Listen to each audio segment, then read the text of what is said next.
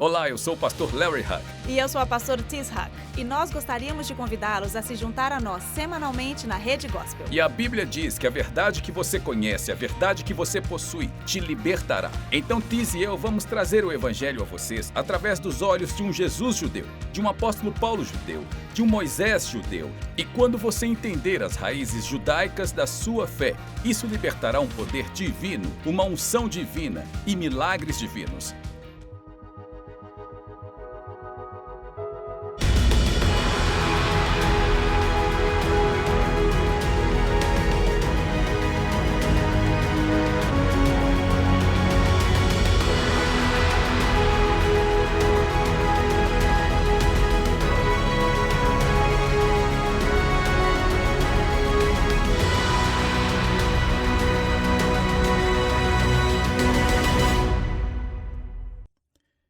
Bom, o que eu vou pregar hoje é um esclarecimento de Deus levando a igreja de volta às suas raízes judaicas. Mas também é um esclarecimento sobre o quão errada a igreja foi e vem sendo, em muitos casos, ainda está ensinando o antissemitismo. Agora, lembre-se de que este livro é chamado de Livro das Revelações. E nós sabemos que João estava na ilha de Patmos e Deus o visita e dá a ele uma nova imagem. Nós falamos sobre isso nestas últimas semanas. E então ele começa a trazer uma revelação para 7 igrejas. As 7 igrejas, na verdade, ele está falando com os pastores das igrejas, os líderes das igrejas. E isto é justo, porque o julgamento de Deus começa na casa de Deus. E se o julgamento de Deus começa na casa de Deus, mais ainda ele deve começar com os pastores. Porque, como pastores, sabe, alguém compartilhou, eu não lembro quem foi, na semana passada. Alguém compartilhou sobre uma nova pesquisa, saiu e muitos pastores estão dizendo que talvez eles escolheram a vocação errada. Ser um pastor não é uma vocação. Se você decidiu ser um pastor, decida fazer outra coisa. Porque ser um pastor é um chamado. É por isso que o Senhor diz que não deve haver muitos professores, rabinos, pastores, porque maior é a sua condenação pelo que você ensina e o que você não ensina. O Senhor dá o aviso aos pastores e diz: se você reter a minha palavra por causa dos olhares em seus rostos, eu vou tomar a minha unção e dá-la a outra pessoa. E veja, aqui no palco hoje nós temos 7 castiçais aqui, mas na verdade são 8. E a razão é porque este não é o menorá do templo, este é o menorá do Hanukkah. Mas o menorá representa a unção de Deus, o poder de Deus, a luz de Deus. E então encaixa bem dizer que no livro de Apocalipse, Deus esteja falando com os 7 pastores das 7 principais igrejas da Ásia. E ele diz: Isso é o que eu quero que vocês façam. É assim que eu quero que vocês vivam. E o que eu quero que vocês entendam é que, ao contrário do nosso menorá, a chama nunca apagará. Enquanto houver um crente em Deus, a chama nunca vai se apagar. Então ele diz para algumas das igrejas: se vocês não se arrependerem, eu vou tomar a sua chama e eu vou dá-la a outra pessoa. Agora, eu quero corrigir 2 coisas que eu disse na semana passada. Número 1, eu disse que Esmirna era a única igreja sobre a qual Deus não tinha nada contra. Na verdade, é de Filadélfia. Ele não diz nada além de coisas boas sobre eles também. E o livro, muitas pessoas estão perguntando sobre o livro, sobre o Concílio de Nicéia, quando a igreja mudou tudo. E ele se chama A Espada de Constantino. E eu não lia este livro há anos, e muitos anos. E ontem à noite, quando eu terminei de fazer minhas anotações, eu sentei no meu escritório e eu comecei a ler este livro novamente. E são 700 e quantas páginas mesmo? 723 páginas.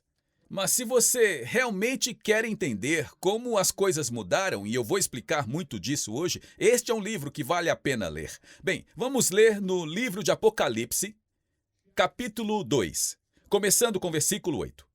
E o anjo ao mensageiro, ao pastor da igreja de Esmirna, escreve: essas coisas diz o primeiro e o último, aquele que estava morto e ressuscitou.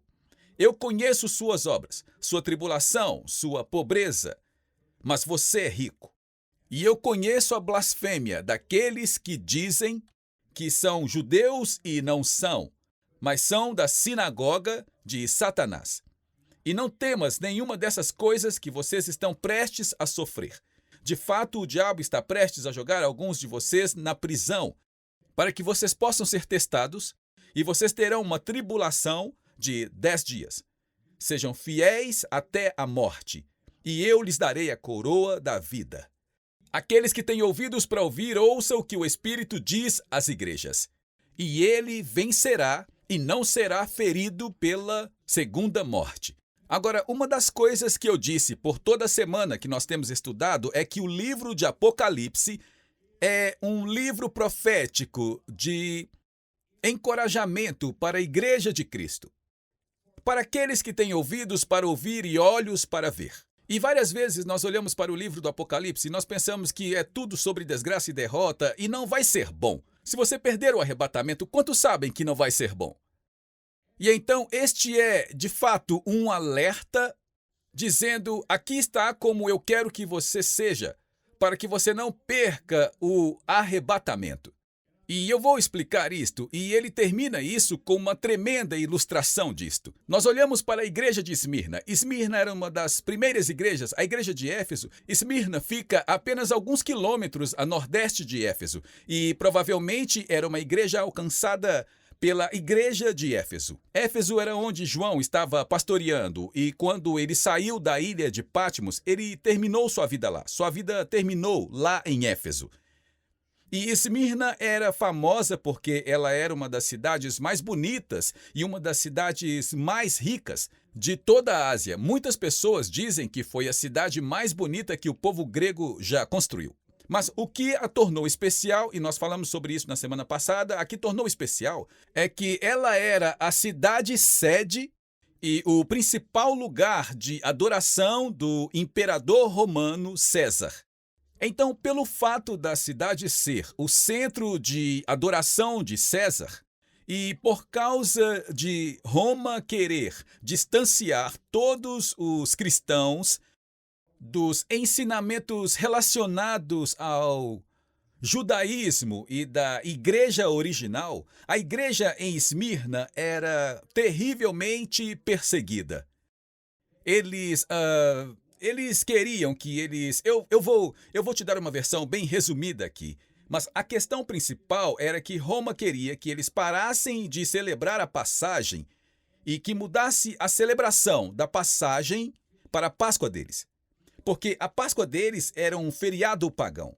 E eles pensaram, se nós incorporarmos paganismo ao cristianismo, então todos nós podemos nos dar bem.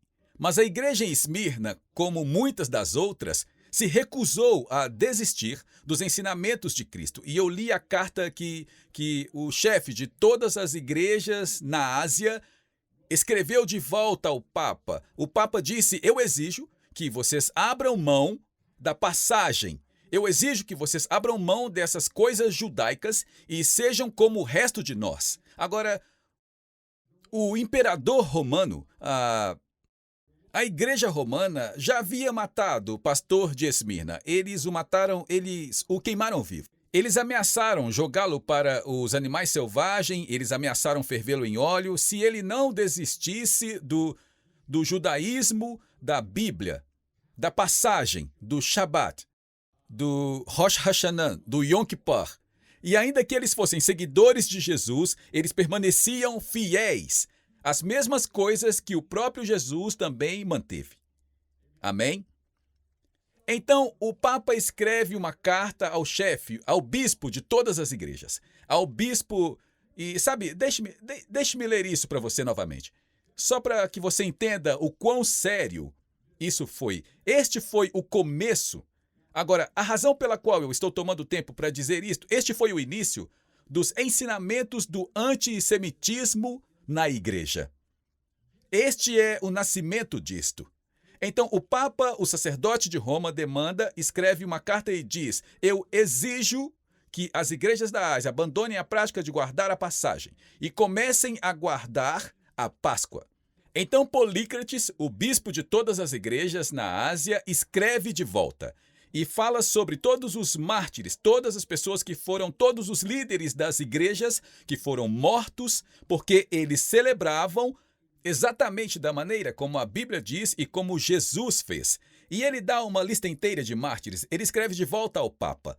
E ele diz: nós guardaremos o dia exato, sem adicionar ou tirar em qualquer lista os mártires, incluindo Policarpo, o pastor de Esmirna que foi queimado vivo. E todos estes são guardados no 14º dia da passagem, de acordo com o Evangelho, não desviando em nenhum aspecto, mas seguindo as regras da fé. E eu também, Polícrates, o menor dentre todos vocês, faço de acordo com a tradição dos meus parentes. Alguns seguiram de perto, pois 7 dos meus parentes foram bispos, e eu sou o 8º. E meus parentes sempre guardaram o dia em que o povo separava o fermento, a passagem. Eu, portanto, irmãos, que vivi 65 anos no Senhor, e tendo me encontrado com irmãos e em todo o mundo, e que passei por todas as Escrituras, e não temendo por suas palavras aterrorizantes, que aqueles que são maiores do que eu disseram, que deveríamos obedecer a Deus em vez que ao homem. Eu poderia dizer os nomes dos bispos que estão presentes, a quem vocês convocar, a quem eu convoco ao seu desejo, cujos nomes eu poderia escrever, e constituiria uma grande multidão, e eu quero que vocês entendam isto, uma grande multidão de líderes da igreja só da Ásia. E eles, vendo minha pequenez, deram seu consentimento para que eu escrevesse esta carta, sabendo que eu não carrego meus cabelos brancos em vão, mas sempre governou minha vida pelo Senhor Jesus e os ensinamentos da Bíblia.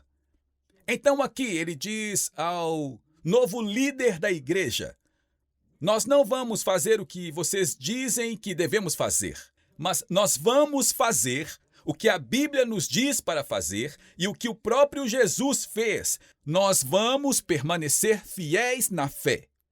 Agora, talvez não pareça que isso seja muito importante, a menos que você entenda que pela graça de Deus, nós estamos em algum lugar próximo de sermos os número 1 ou número 2, algo assim, entre os ensinamentos mais assistidos e receptivos da televisão cristã. E isto porque tudo que nós ensinamos tem a ver com raízes judaicas. E tudo que ensinamos tem a ver com permanecermos com Israel e com o povo judeu em todo o mundo. Então, o que nós estamos vendo agora é toda uma igreja, ou uma grande parte da igreja mundial, voltando a ser exatamente o que a primeira igreja era. Uma parte da fé de Abraão e de Moisés. Agora, isso que eu vou mostrar a vocês agora, eu já falei sobre tudo isso, mas isto que eu vou mostrar a vocês agora é a base de todos os falsos ensinamentos sobre Israel e Jerusalém e a igreja. E é a base de todo o antissemitismo que ainda é ensinado na igreja. Vamos olhar para Esmirna, versículo 9. O Senhor diz: eu conheço suas obras, sua tribulação, sua pobreza, mas você é rico. Agora, nós falamos disso na semana passada.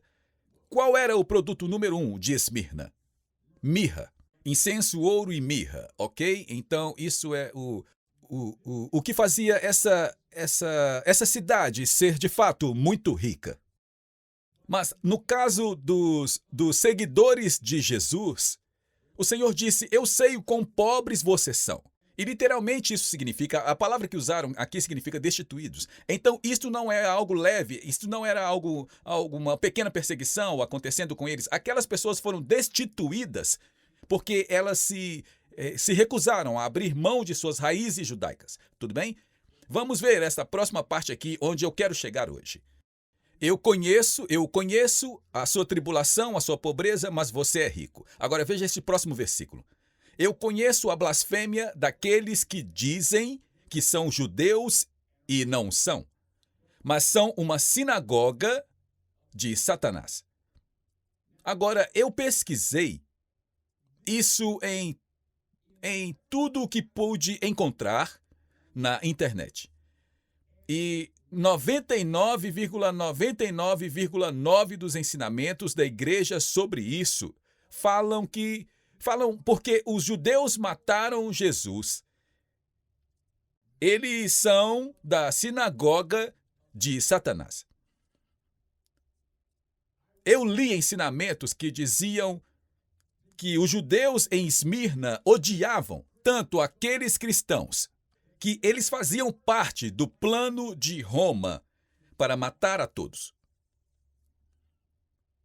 Pessoal, isso está longe de toda a verdade. Quanto você poderia estar? Vamos ver isto aqui. Primeiro, e diz da sinagoga de Satanás. Agora, há um ensinamento em João 8, verso 44. E nós vamos voltar nisso, mas eu vou resumir para você. Jesus estava falando com alguns líderes espirituais muito corruptos em Jerusalém. E Jesus diz a esses líderes políticos corruptos, ele disse, vocês são de seu pai, o diabo. Certo? Ok, e o que nós precisamos entender é este ensinamento em João, capítulo 8, os ensinamentos em Apocalipse sobre a sinagoga de Satanás, ou da fundação de todo o antissemitismo na igreja por 2000 anos. E hoje eu vou explicar isto. Quando aquele homem atirou em todos aqueles judeus, ele entrou na sinagoga, você lembra disso? Foi em Pittsburgh. Há alguns anos, ele atirou em todos os judeus. Entraram no site dele ou nos e-mails dele e ele usou essas duas escrituras. O próprio Jesus disse aos judeus, vocês são do seu pai, o diabo. Mas você precisa entender, número 1, Jesus não estava dizendo aquilo para todos os judeus. Se uma pessoa branca assalta um banco, não são todas as pessoas brancas que são responsáveis. Se uma pessoa negra assalta um banco, não são todas as pessoas negras que são responsáveis. Se um mexicano assalta um banco, não são todos os mexicanos que são responsáveis. Isto é uma ignorância total. Aqueles com quem Jesus estava falando, vamos pegar Caifás, o sumo sacerdote Caifás. Caifás, o sumo sacerdote. Ainda que ele fosse o sumo sacerdote em Jerusalém, ele não foi nomeado por Deus. Ele foi designado ao trabalho por Roma. Quando Roma estava buscando colocar alguém como sumo sacerdote, eles passaram por vários candidatos antes de encontrar alguém corrupto o suficiente que eles pudessem controlar. Em 1992, e eu acredito que é isso, eles encontraram o sarcófago de Caifás e em seu crânio havia uma moeda que você paga para atravessar o rio Estig para a eternidade. Ele não era um sumo sacerdote, mas ele era um judeu, ele era um seguidor da Bíblia, ele era um político, pagão, corrupto, que simplesmente tinha aquela posição. Então, quando Jesus disse, vocês são do seu pai, o diabo, que vocês são do seu pai, o diabo, ele estava dizendo isso para o povo se lembrar depois da festa dos tabernáculos no último dia, e eles trouxeram a mulher presa no ato de adultério, e eles disseram, a lei diz para apedrejá-la. Eles queriam apedrejá-la. Eles queriam matar aquela mulher, só para fazer Jesus parecer tolo. Este não é um judeu. Estas são as mesmas pessoas com quais Jesus, quando ele estava falando, como ele diz, vocês tentaram me prender incansavelmente, vocês tentaram me apedrejar, vocês estão pedindo pela minha morte, vocês querem matar aquela mulher inocente, vocês não se importam, vocês são do diabo. Agora, se um pastor se levantar na plataforma e ele é um pastor da igreja, mas ele está pregando o pró-aborto, ele está pregando que está tudo bem cometer adultério, ele pode ser chamado de pastor. Mas ele não é um cristão. Paulo mesmo disse em Romanos, ele disse que ser um judeu não é algo exterior, mas é algo do interior. Pastor Scott e eu contamos a história de quando nós estávamos em um restaurante kosher aqui em Dallas com dois rabinos ortodoxos, e nós os amamos muito. E eu quase comecei uma briga de punhos, eu quase causei uma briga, porque ali estavam aqueles dois rabinos de dois campos diferentes, e eu disse, o que faz um judeu? A fé ou o sangue? Eu me arrependi por fazer essa pergunta. Mas eu concordo com o Rabino Lapin, era um deles. O Rabino Lapin disse, é pelo que você acredita que é. É pelo que está dentro de você, e isto é o que Paulo estava dizendo. Ele disse que não é o que está do lado de fora, mas é o que está dentro de você que faz de você um judeu. Quando nós lemos isso sobre a sinagoga de Satanás, o que a Escritura diz? Diz que aqueles que se autodenominam judeus e não são. Agora, se você lembra em Éfeso, ele disse que há alguns que se autodenominam apóstolos e não são.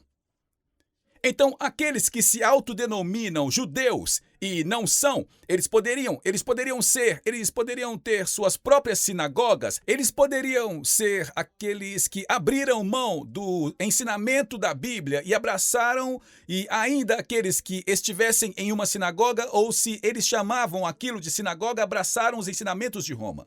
Eles não são verdadeiros judeus. Aqueles que são judeus pela fé, pelo que eles creem, vocês entendem?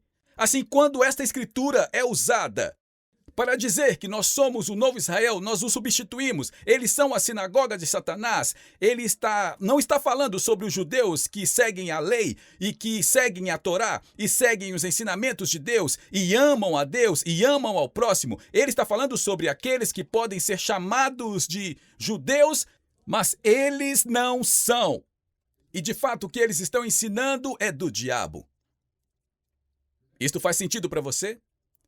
Quando Jesus disse, vocês são do seu pai, o diabo, ele não estava abraçando isso ou cobrindo todas as pessoas que são judias. Ele estava cobrindo um punhado de pessoas corruptas que estavam em parceria com Roma e com a crucificação do povo judeu.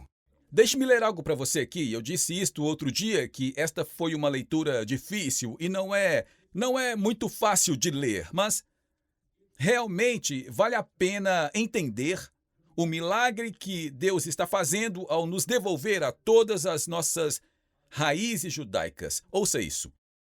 Não foram os escritos do Novo Testamento distorcidos por um ódio pelos judeus que o conselho da igreja mais tarde anunciaria uma traição da mensagem de Jesus? Se isso é assim, onde isso nos deixa? Em outras palavras, eu vou explicar isso. Em outras palavras, está dizendo, você pode tomar uma escritura e distorcê-la e fazê-la significar o que você quer que ela signifique. Certo? O próprio Jesus Cristo disse, vocês são do seu pai, o diabo, mas ele também disse naquele mesmo parágrafo, a salvação vem dos judeus. Nós esquecemos que Jesus era judeu, e que Paulo era judeu, e que Pedro era judeu, e que Maria e o Ringo e todos os outros eram todos judeus. E eles nunca deixaram de ser judeus. O apóstolo Paulo disse, seguindo as leis da Torá, eu fazendo mais do que qualquer um de vocês. E ele é o apóstolo para a igreja. Ouça isso, isto vai explodir sua mente. Que Pilatos, não os judeus, foi acusado pela morte de Jesus, pelo credo que nós diariamente recitamos em massa. E ele cita, por amor a nós, ele foi crucificado sob Pôncio Pilatos. E ele continua dizendo que, assim, o senhor Carroll escreveu o livro, ele continua dizendo que, de fato, nós finalmente chegamos à conclusão e entendemos que nós estávamos sendo ensinados errado.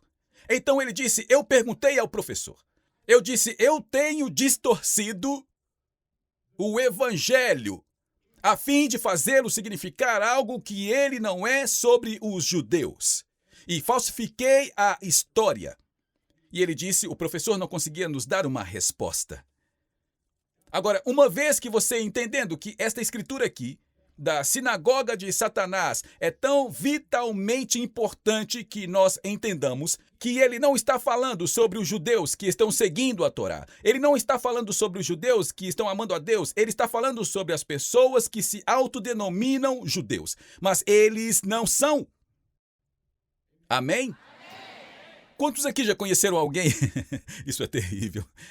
Quantos aqui já conheceram alguém que, sabe, antes do Covid, nós viajávamos o tempo todo e nós íamos a lugares diferentes. Eu recebo cartões o tempo todo escritos profeta tal e tal. E profeta isto e aquilo. Não é porque está num cartão que faz aquilo ser verdade. Certo? É a mesma coisa. Alguém poderia dizer que eles são cristãos, mas eles não são. Me dê um amém. Eu não estou falando de vocês, vocês são cristãos. Então, durante este tempo, sabe, uma das perguntas que há sobre o livro do Apocalipse é quando ele foi escrito. Quando o livro de Apocalipse foi escrito, a maioria concorda que ele provavelmente foi escrito por volta de 9.698 depois de Cristo. Mas eu vou assustar alguns de vocês aqui. Mas ele pode ter sido reescrito algumas centenas de anos depois. Porque a Bíblia mais antiga do mundo que nós temos, foi escrita em 365 depois da morte de Cristo. E então, uma das perguntas que surgem é que depois do concílio de Niceia, na Turquia, onde as 7 igrejas do Apocalipse estão, depois do concílio de Niceia, que foi em 325 anos depois da ressurreição de Jesus, o imperador romano se reuniu e disse, aqui está o que nós vamos dizer que a Bíblia fala. Ouça isso. Diz, Niceia, a cidade nomeada por Nike, a deusa da vitória, no conselho consagrado da vitória cristã, que Constantino, proibindo a observância da Páscoa na época da passagem, declarou, citando, é impróprio que no festival mais sagrado nós devamos seguir os costumes dos judeus. A partir de agora, não teremos nada em comum com essas pessoas horríveis. Então, no Conselho de Niceia, quando decidiram, eis o que nós vamos escrever na Bíblia. Aqui está o que nós vamos dizer que ela significa. Eles tomaram uma decisão política de remover tudo o que tinha a ver com os judeus, Jerusalém e Israel, para que as pessoas parassem de ter dedicação a Jerusalém e começassem a orar em direção a Roma. Esta escritura, a sinagoga de Satanás, é a escritura número 1 que as igrejas usam há 2000 anos. Agora, deixe-me ler mais uma coisa deste livro aqui, que vale a pena citar. No mundo cristão, a influência da teologia protestante alemã do século XIX foi tão dominante que foi sentida até mesmo dentro da Igreja Católica Romana, especialmente na questão da busca histórica por Jesus, que levou à sua remoção de todo o judaísmo. Obrigado por se juntar a nós na transmissão de hoje com o pastor Larry Hug. O pastor Larry trouxe muitas revelações de mudança de vida para o corpo de Cristo, incluindo ensinamentos sobre quebra de maldições familiares e os 7 lugares em que Jesus derramou seu sangue. Mas talvez a revelação mais extraordinária seja seu ensinamento sobre a restauração das raízes judaicas do cristianismo e a permanência com Israel. Convidamos você a conhecer mais sobre nosso ministério visitando nosso site em larryhuckbrasil.com e nosso canal no Larry Huck Brasil no YouTube. Oferecemos muitos recursos gratuitos em português que irão enriquecer sua caminhada com o Senhor e prepará-lo para viver uma vida vitoriosa e próspera. Você também pode contribuir com o nosso ministério em larryhuckbrasil.com. Sua oferta, seja grande ou pequena, abençoará Israel. Temos muitas ações especiais que estão literalmente salvando vidas e cumprindo a profecia bíblica do fim dos tempos, incluindo patrocinar Aliá, alimentar os sobreviventes do Holocausto, comprar ambulâncias e muito mais.